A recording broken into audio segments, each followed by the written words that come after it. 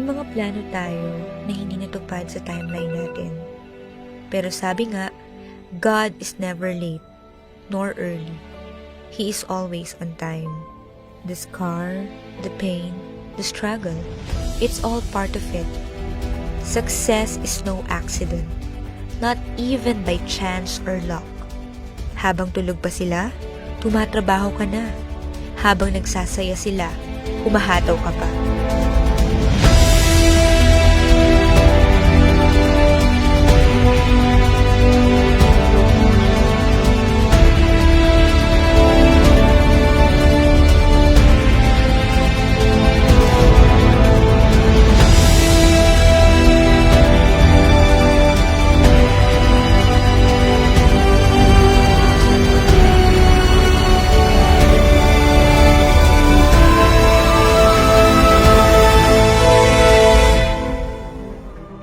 And even if you feel like starting all over again, know that you're trying with much bigger faith and strength than you had before.